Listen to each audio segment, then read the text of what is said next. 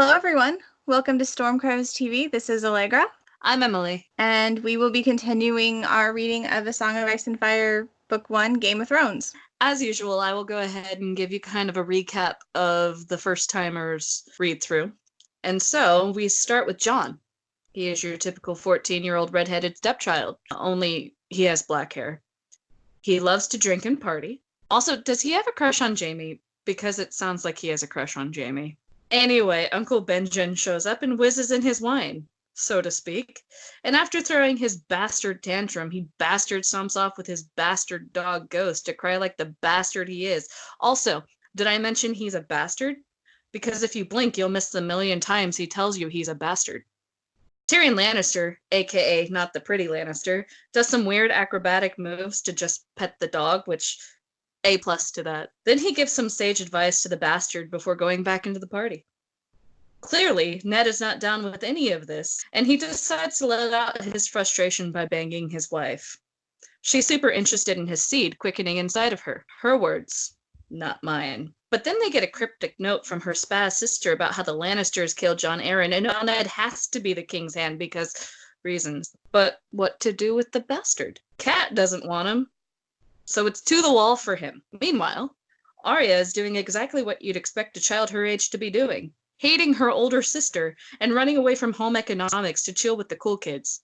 Mom isn't gonna like that. Mom doesn't like anything, though, so it's not new. Yeah, that's clear to me now. So let's just jump into this. We did 3 again this week because, well, it's Christmas. Why not do an extra? And also, there's really not a ton of stuff happening other than character introductions for Jon and Arya and some foreshadowing. The big one here is Cat. So let's talk about Jon first. Okay, I love Jon. Now, I didn't watch much of the Game of Thrones series, but what I do remember of Jon from the beginning was that Kit Harington really, really looked like a precious moment, and Jon was very annoying in his whininess. This I can handle. I think the emo is more understandable when you realize Jon's like 14, 15. But I think the thoughts also help. You understand that this is an intelligent kid. He picks up on a lot of things. Of course, that comes from his position of the outcast. So a lot like Dany, which we talked about last episode, he's more perceptive than his brothers and sisters. And so it's nice to get that this is not just some whiny teenager. This is an intelligent kid who just got really unlucky with how he was born. And his step-parents, my God. I like Tyrion. Tyrion is a really good intro. I love that you got a lot of foreshadowing with Tyrion a little bit. I think when you meet Tyrion after you hear Ned just ranting about the Lannisters and Catelyn ranting about the Lannisters, and he's nice to the outsider kid. He's not stuck up. He's approachable. He wants to pet the doggo. And I think it's yet again another hint about the whole issue of perspectives. It's one more thing Ned is wrong about. We read Ned and Daenerys last week back to back to show a contrast. What I like now is with Jon following Ned, there's more contrast because Jon hero worships the Targaryen. The young dragon, yes. Yeah. He was really young, but he did all these great things, and I can too. So he hero worships the Targaryen, and then he gets along well with the Lannister. He is the anti-Ned. The ghosts of the past do not haunt Jon the way they haunt Ned's perspectives. Right. And of course, the whole Jaime looks like how a king should look. And Baratheon is very disappointing. The pitch letter George R. Martin used leaked, and you can see the ghosts of plot lines that never come to pass, especially in the Jon chapter. So in the letter, when Martin pitched this, and he's even talked about it to fans, that he originally intended for Jaime Lannister to become king. No, I'm saying this just from the perspective of someone who's kind of watched the show. I'd be fine with Jaime becoming king. I feel like when it comes to especially the Jon chapter, you can see how his plan went awry because he got sidetracked with this I want to be on the Night Watch plot. And then you get Catelyn. Yeah, he's going to be on the Night Watch. And her and Luwin, heckling Ned until he agrees. And then in the Arya chapter, him and her talking about the Night's Watch a little more. So you see the Stark kids hang out with the Lannisters up at the high table from Jon's point of view. Then you get Ned and Catelyn discussing the Stark kids and their futures with the Lannisters. And then with Arya, you see that the adults are not taking things fully into perspective here because you have Robb and Joffrey nearly taking one another's heads off, and definitely a foreshadowing of the War of the Five Kings to come. Like, there's never going to be any love lost between those two. Joffrey's a little punk. Joffrey is indeed. And I guess since we're going to talk about Joffrey, Naomi on Facebook asked about the historical parallels. So you can definitely tell with Starks and Lannisters, the Yorks and Lancasters, there's some War of the Roses happening. Sansa, her pitched plotline really was Elizabeth of York. She was meant to become the York that marries into the Lancastrian line and possibly has a child by Joffrey, and learns to her detriment, you know, what happens when you alienate yourself from your family. But that plotline has gone by the wayside as he wrote the books. Brittany Kelly, what the Kel on Twitter reminded me of was that Martin was heavily influenced by Leroy Maldit, which I'm completely not pronouncing right because I took Spanish, not French, people, leave me alone. It's a French thing about the Valois dynasty and about basically the cursed kings and how the wars of religion and the play of personal and royalty and politics. It's a really cool series. Apparently there was a TV miniseries that was huge in his visions for Game of Thrones. And as we go along, I will point out historical parallels more, but Sansa and Joffrey themselves are a historical parallel, as are Cersei and Jaime. They are very Borgia. Oh, yeah. Oh, God. They are very Cesare and Lucretia. Joffrey is actually directly pulled from the younger brother, not a son, Joffrey Borgia, who married Sansa of Aragon. Sancha, depending on which pronunciation and who is translating.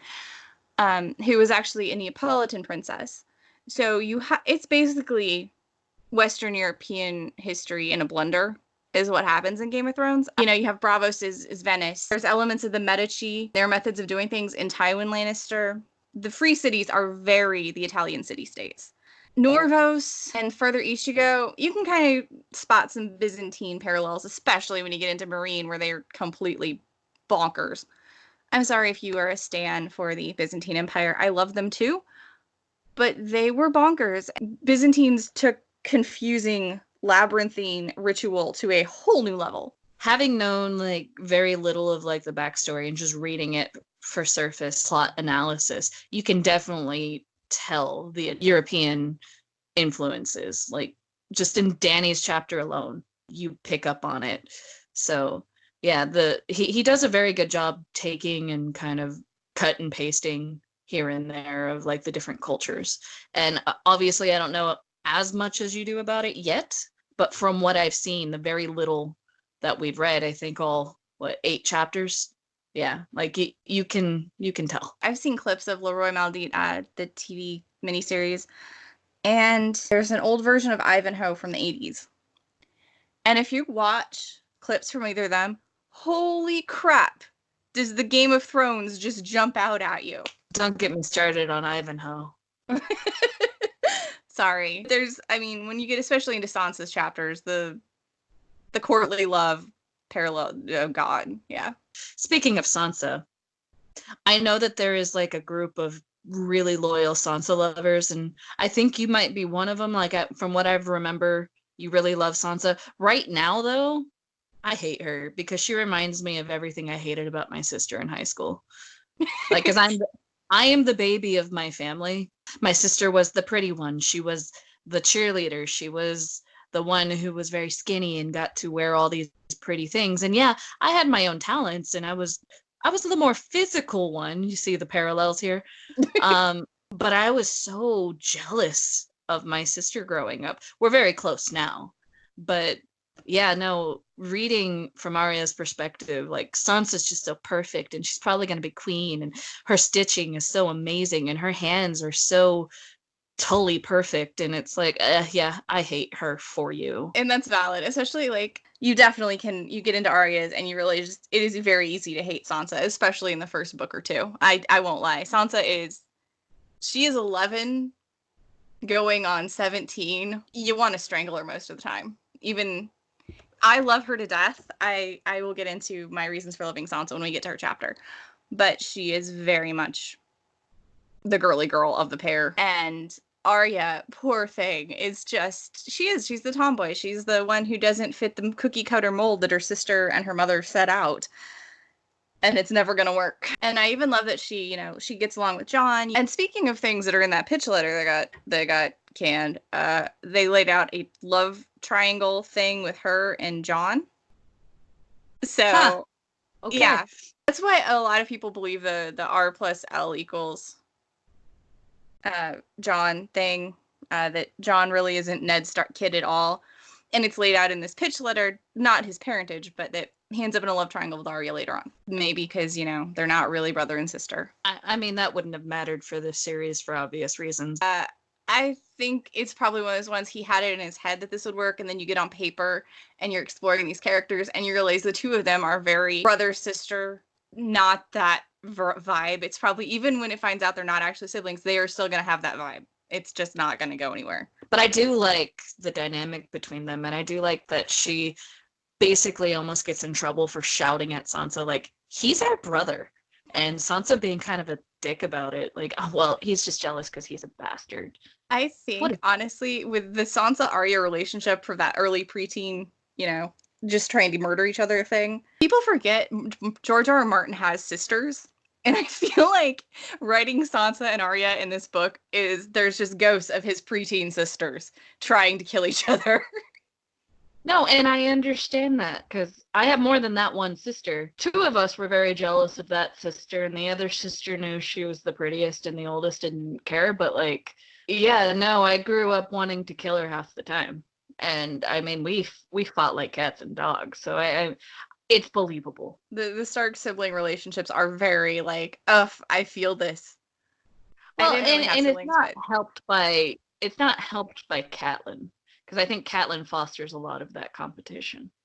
Oh, she does. I think a lot of the conflict among the kids does come back to Catelyn, which I guess is a good segue for us to start talking about the Catelyn chapter that we've been trying to avoid. Okay, I'm just going to say it, and I said this on Twitter when we were talking about it. She does not love her husband. This is a woman who does not love her husband. She loves that he is basically a gardener, and what I mean by that is she only cares about his seed and how it plants inside of her, and that's why she's so pissed about Jon, because he planted in another person's garden, and that's just not allowed. He's a weed, basically, and he's gonna come in and infest my garden. How dare he do that? No, she doesn't love her husband. She's a bitch. I don't even edit that word out. It's true. Catelyn, there's a lot of people who try to defend Catelyn based on the fact that, a bastard child could try to usurp her kid's claims and all this stuff, but none of that gets borne out in how the North handles things. The Stark Bannermen are very loyal to the Starks. Just how they relate to Ned, how people freak out at the end of this book and later, the repercussions in the North with what happens to Ned. Spoiler alert in case you've been living under a rock. There was no way that Robb or Rickon or Bran, there's no way that Jon would have supplanted them unless he had some sort of military following. And to me, getting him out of the house via a tiny holdfast, making him a knight and one of Robb's, master at arms later would have been a much smarter move. And I really don't understand Catelyn's hatred, except that Catelyn is somehow still 14 in her head and has never matured beyond that point. Even without trying to foster that brother relationship, it seems like it's there anyway. Yeah.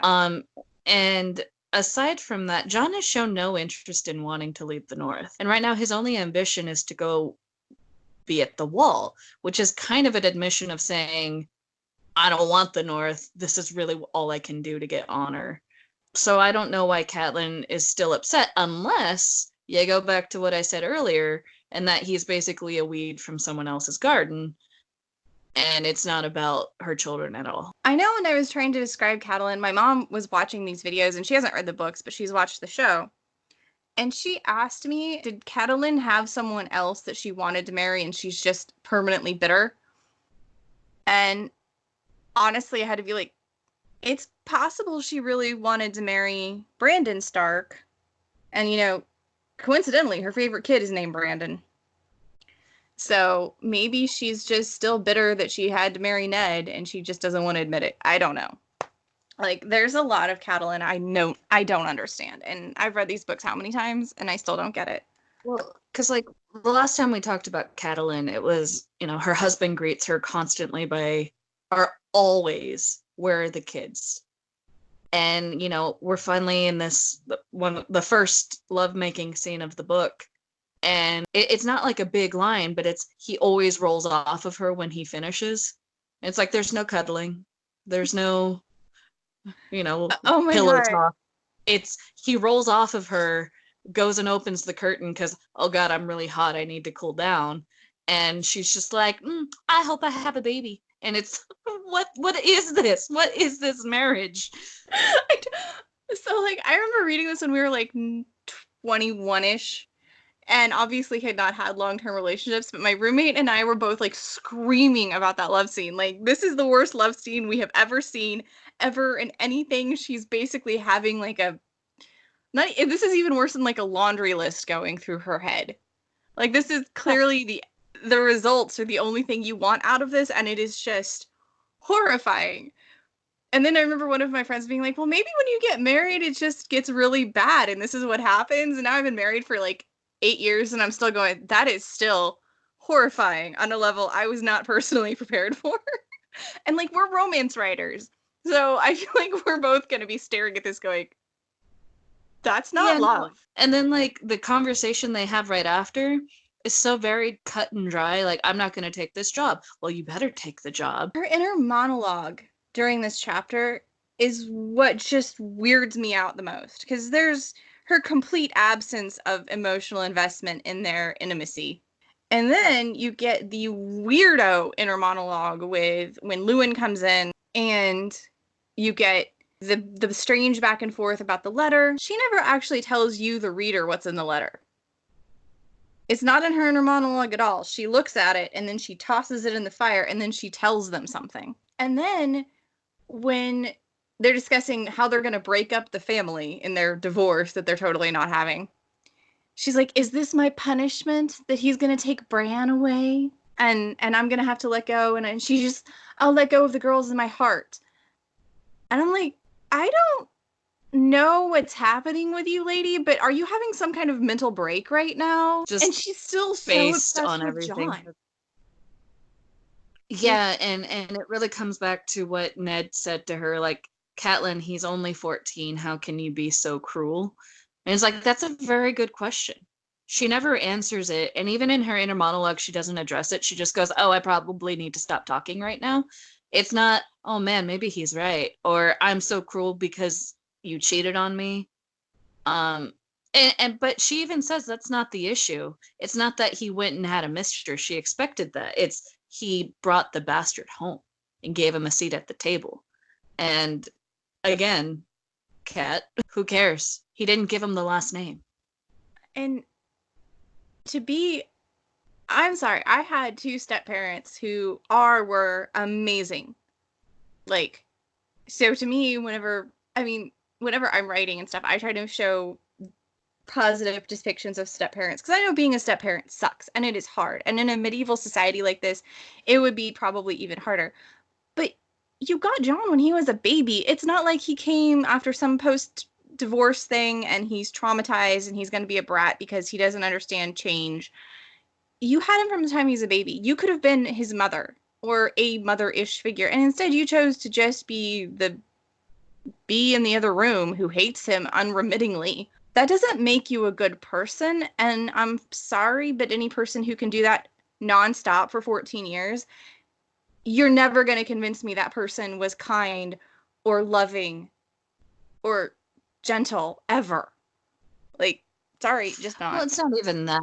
I mean, you have a very good point, but there's not even a redeeming quality yet that I've seen that could make the attempt to paint her as a noble character. The only thing she's really got going for her is that she's a Stark and she's married to what you could have assumed was the main character. But no, I'm not seeing any sort of maternal emotion that can't be explained with like possessiveness or like moving pieces on a chessboard. Yeah. She's more heartless. than her husband about it. Like, oh, Sansa's going to marry Joffrey. Oh, she's only a child. Like, why are you talking about that? Oh, well, Ned, you need to stop being this way. Ned's being a dad. He cares, but he tries to be a good man, and you get that from his inner monologue. You don't get that from hers. And yeah, I mean, last chapter, Ned was like, Rickon's got to toughen up. He won't be 3 forever. And then in this chapter, but Sansa's 11, and marriage is a big step, especially probably the unspoken adage to someone I think is terrible. But Cat obviously doesn't notice or care that Joffrey is terrible, and he definitely is, as we see in the later chapter. You don't get that Catelyn is concerned that she has not prepared Sansa for being queen, that Arya is completely unprepared for a southern court, that Bran is also going to be equally unprepared for a southern court. Yeah, Cat makes some bad choices here that, I don't see not playing out well. And there's also one other note I want to point out for people who are trying to read and look at foreshadowing. So we mentioned the young dragon that Jon brings up that he's fanboying over, who tried to conquer Dorne and failed, but was a brilliant tactician, whatever. He died at like 18. And look, that probably is the age Jon might get stabbed at, cough. But then you get Lewin's role in discussing Jon's fate with Cat. And Lewin is very active participant in that conversation, heckling Ned Stark. I think you can start, like, possibly maybe see some foreshadow here of the Maester game that's going on. That the Maesters themselves maybe have their own agendas. Because he came from River Run with Catelyn back in the day. And maybe he's been helping keep Catelyn distant from Jon and pushing her towards making sure that Jon gets to the wall, because maybe or maybe not a few people have some suspicions about which baby that is. If you're looking at the Maester characters directly when you're reading, I think you can pick up that there is a thread going through. So yeah. So next week we will be reading Bran 2, Tyrion 1, and Jon 2. We will see you after the new year, everyone. Yes, Happy New Year, Happy Holidays. Be sure to continue following us on Twitter, Instagram, and Two Lit Chicks, because we will be doing discussions as I read. So feel free to jump in on them, add your 2 cents. We'd love to feature you in our videos. But yeah, other than that, just have a wonderful time. Good night, everyone.